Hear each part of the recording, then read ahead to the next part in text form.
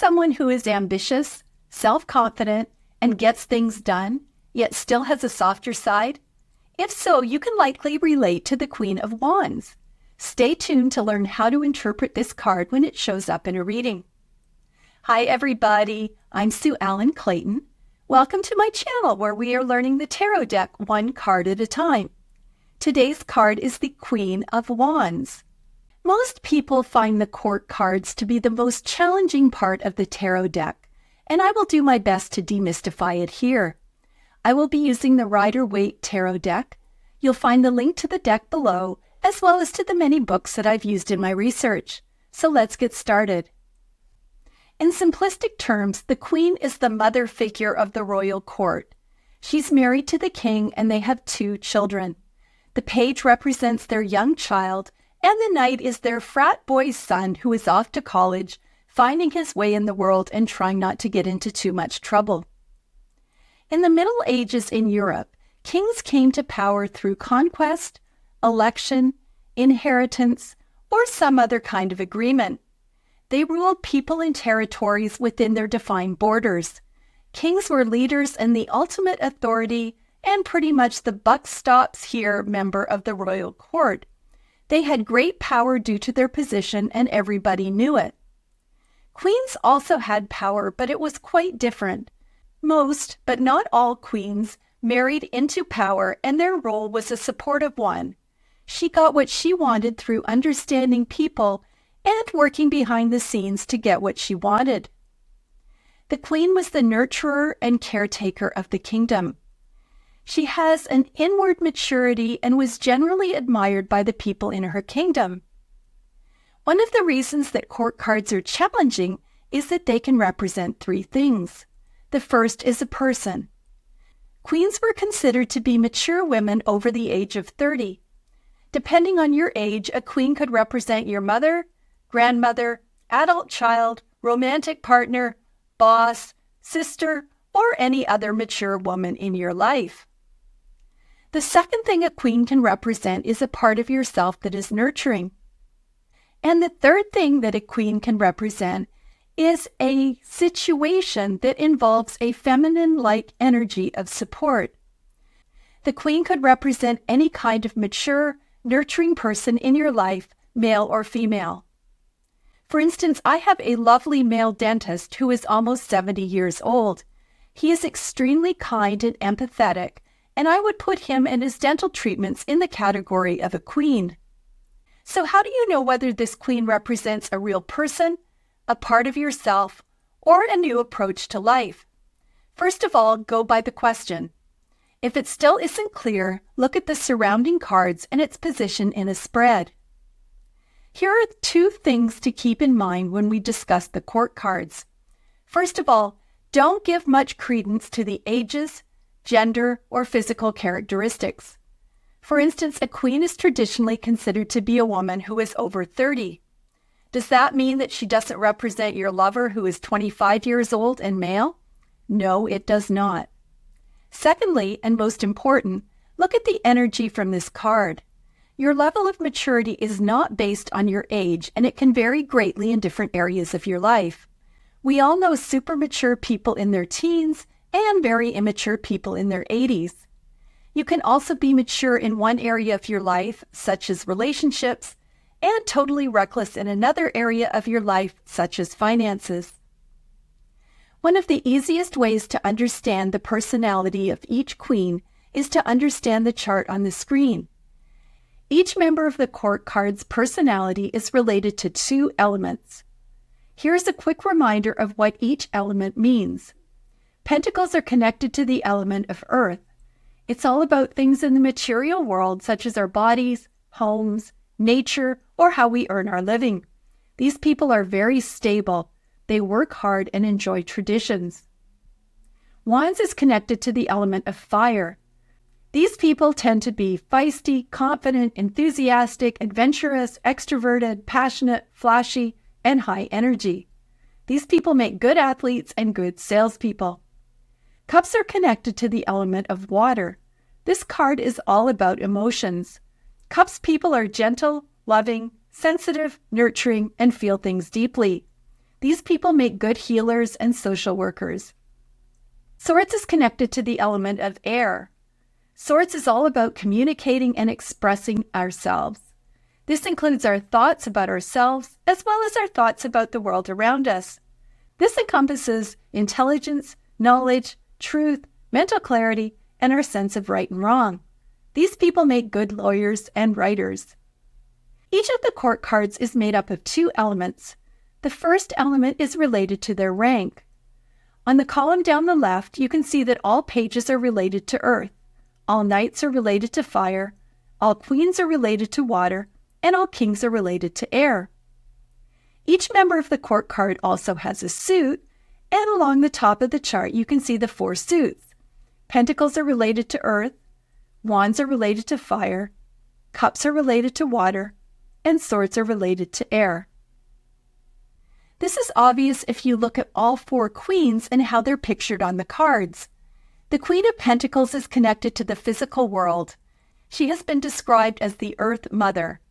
I think of her as the Martha Stewart kind of person who bakes pies in between gardening, sewing homemade Halloween costumes, and throwing dinner parties. The Queen of Wands is connected to the element of fire. She is ambitious and also creative. She's the kind of person who secures grant money to plant wildflowers in her community to help save the wild bees and other pollinators. The Queen of Cups is connected to the element of water and is deeply connected to her emotions. She is compassionate and caring.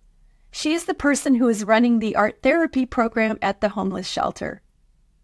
And finally, the Queen of Swords is connected to the element of air. She is very logical and applies these ideas to make the world a better place.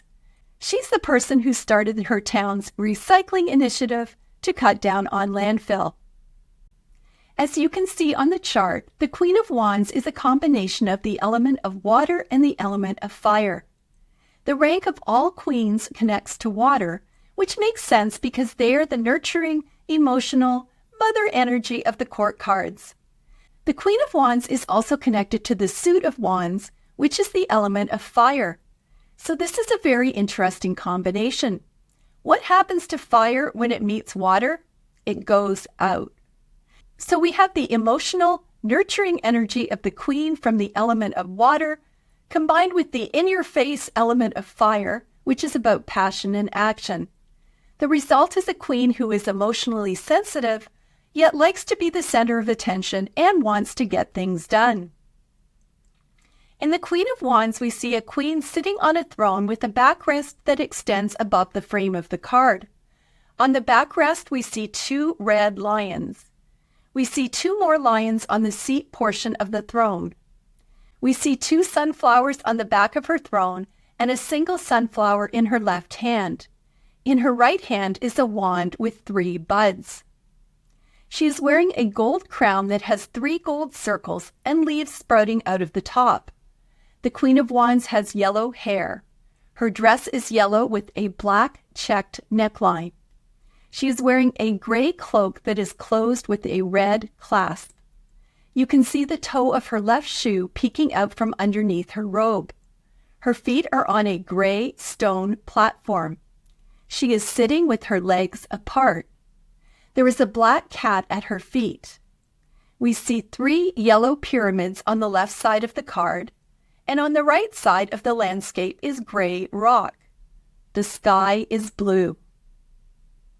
When the Queen of Wands appears in a reading, it means it can represent a person or a part of yourself who is friendly, energetic, cheerful, social, and self-confident.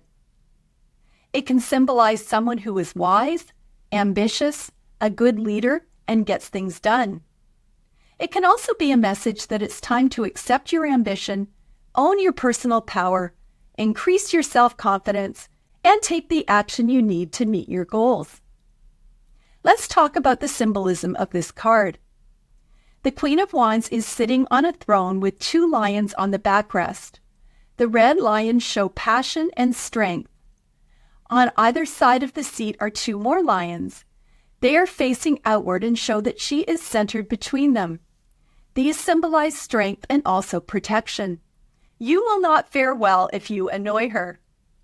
We see sunflowers on the back of her throne as well as in her hand. Since there are so many sunflowers in this card, I wanted to talk a little bit about their history and symbolism. This is from bloomandwild.com, and I've put a link in the description box if you'd like to know more. Thanks to Greek mythology, sunflowers have come to symbolize loyalty, happiness, and adoration, and I'll share a story with you now. A nymph named Clytie was in love with Apollo, the god of the sun.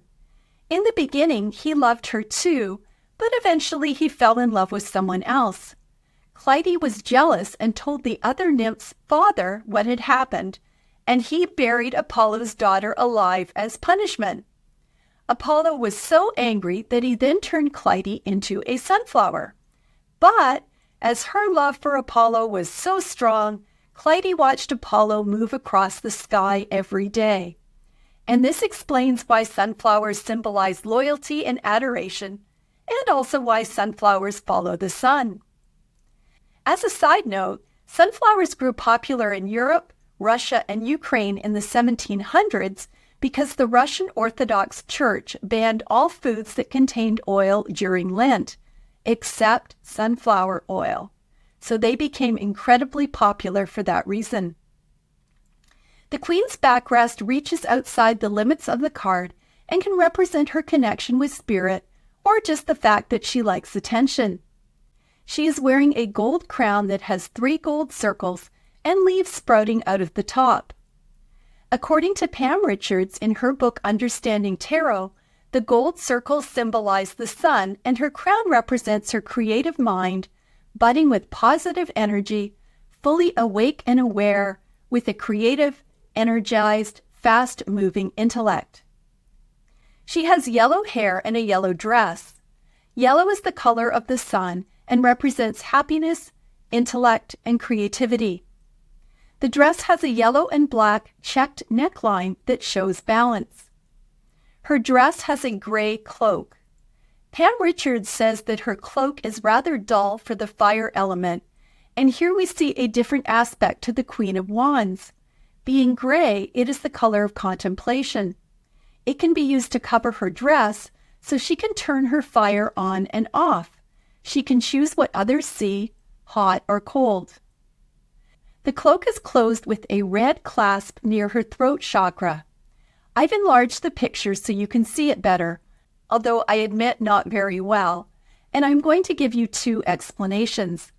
I think that both fit and you can choose which explanation you like best.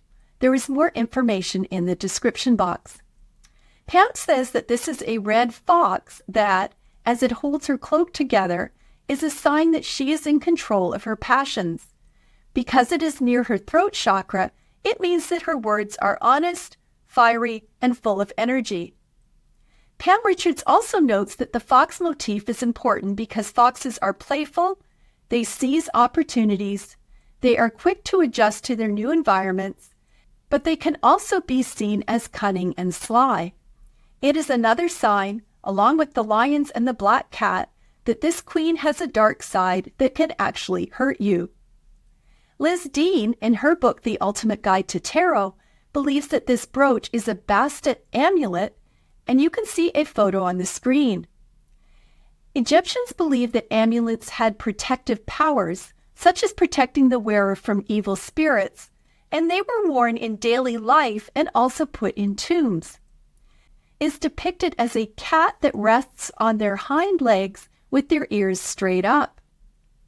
According to worldhistory.org, Bastet is the Egyptian goddess of the home, domesticity, women's secrets, cats, fertility, and childbirth. She protected the home from evil spirits and disease, especially diseases associated with women and children. Sometimes she is depicted as a guide and helper to the dead. I feel like this fits too, given the Queen of Wands' link with magic and mystery, as well as the fact that she has a nurturing role as a queen.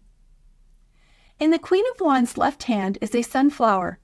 As I mentioned earlier, this is a symbol of loyalty, happiness, and adoration. In her right hand is a wand with 3 buds. 3 is a symbol of creation, and the queen wants things around her to thrive.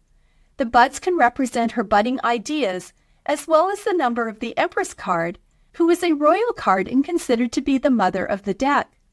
Each of the queens is an aspect of the Empress. You can see the toe of her left shoe peeking out from underneath her robe. I can't tell if it is red or brown. A red shoe would indicate her passion, while a brown shoe would indicate that she is grounded and practical. Both are appropriate for the Queen of Wands. Her feet are on a gray stone platform that shows neutrality and objectivity, as well as her strength.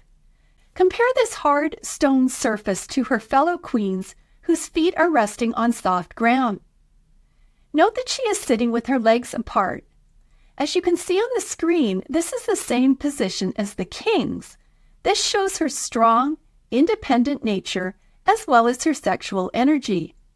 You can look at the image on the screen and see that the other queens are sitting in a more feminine, submissive position.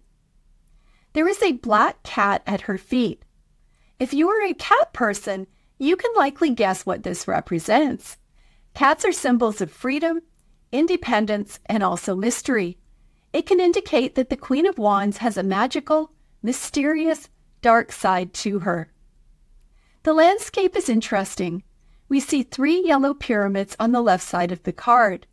These are the same 3 pyramids that we saw in the Page and Knight of Wands. Pyramids are a triangle shape, which is a symbol for the element of fire. The right side of the landscape is gray rock. Gray can represent neutrality and mystery. Some authors believe that the combination of this hard, soft background indicates that she has some kind of mysterious powers, or that she is able to balance different projects or locations at the same time. The sky is blue. This is the color of clarity and positivity. Nothing is hidden from this queen. According to Marcus Katz and Tally Goodwin in their book Secret of the Waite-Smith Tarot, this card is modeled on a real person who was a friend of the illustrator of this deck, Pamela Coleman Smith. This person is Edie Craig and her cat Snuffles at Small Hythe Place in England. I can't share this picture due to copyright restrictions. However, I've linked to a video below that shows photos of Small Hythe Place, as well as some other work of Pamela Coleman Smith, if you'd like to learn more. When the Queen of Wands appears in an upright position, it can refer to a person or part of yourself who is warm, open, and sincere. She is authentic and not somebody who puts on airs. She is compassionate, warm, charming, honest, and virtuous. She is comfortable with her sexuality. It can represent a leader who is good at keeping people motivated. She does well communicating with people in all walks of life. She is nurturing and loves her family, as well as nature and animals. She is creative, spiritual, and intuitive. She gives good advice. It can represent someone with a sunny disposition. She is cheerful, optimistic, and enthusiastic. She is popular and expresses herself without apology. She is dedicated and works hard to make the world a better place. It can represent someone who is ambitious and focused. She is a natural leader who is comfortable with her own power. She is a person who has a lot of energy and gets things done. This card might be a message that it's time for you to increase your energy and get more done too. The Queen of Wands can represent someone who has a magnetic personality and loves being the center of attention. She can also be a social butterfly. This makes me think of my friend's daughter. Her parents and other siblings are so quiet, and this girl got all of the drama genes. When she was about 4, my friend posted a video of her daughter standing on a coffee table, pretending to use a spatula as a microphone, and belting out a song from Frozen at the top of her lungs. She was so confident and commanding of attention, and 5 years later has not changed. If she can hang on to that, she will be a Queen of Wands in a few decades. This card can signify that it's time for you to accept your ambition, own your personal power, and take action to meet your goals. Here's an example of the upright Queen of Wands, and that is Oprah Winfrey. It definitely fits, as she has been called the Queen of all media. Oprah is nurturing, emotionally intelligent, smart, a successful businesswoman, unapologetically herself, and incredibly strong. At one point, she was the richest African American of the 20th century and the world's only Black billionaire. By 2007, she was often considered to be the most influential woman in the world. I've linked to my sources in the description if you'd like to learn more. Oprah's success is amazing given her humble roots. She spent her first 6 years of life living with her grandmother in incredible poverty. She was so poor that her grandmother made Oprah's dresses out of potato sacks, and children made fun of her. However, she was wicked smart. Her grandmother taught her to read before she was 3 and took her to a local church where she was nicknamed the preacher for her ability to recite Bible verses. Her public speaking ability continued throughout her life. Her grandmother was abusive and didn't appreciate Oprah's lively spirit. As a result, Oprah was beaten almost daily. She had to cut down a tree branch and bring it so that this beating could occur. This is incredibly sad, but also kind of interesting that her grandmother used a wand, the symbol of fire, to try and destroy Oprah's inner spark. When her grandmother became ill when she was 6, Oprah went to live with her mother in Milwaukee. Oprah was used to a rural setting and did not like the big city. By then, her mother had given birth to Oprah's half-sister, and they lived in a single room in a boarding house. Her mother worked as a maid cleaning the homes of white people. Her mother favored Oprah's stepsister who had lighter skin. Her mother and sister slept indoors while Oprah slept on the porch. Oprah was an avid reader and her mother did not appreciate it. At one point, her mother grabbed a book out of her 6-year-old daughter's hands, accused her of being a bookworm and thinking she was better than everybody else, and told Oprah to get outside. I have to admit that I was accused of this many times. When Oprah was 7, she was sent to stay with her father in Nashville. He worked 2 jobs as a janitor. Her father and his wife couldn't have children and treated Oprah very kindly. They supported her academics and took her to the library, which quickly became her happy place. When she was 9, Oprah went back to Milwaukee and decided that she wanted to stay with her mother, sister, and her new baby brother. Things did not go well, and she was often sexually abused. At the age of 14, she gave birth to a premature baby who died after 2 weeks. I'm going to stop the story here, but I hope you can see why I think that Oprah is a great example of the Queen of Wands. She is an amazing example of intelligence, compassion, and inner strength.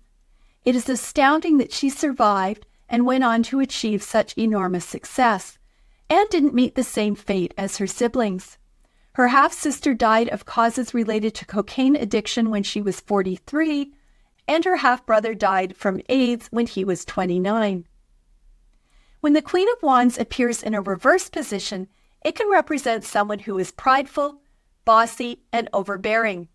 She knows what she wants and wants it now. She can turn on you in an instant if she doesn't like what you have to say. It can represent someone who is jealous, intolerant, temperamental, or unfaithful in their romantic relationship.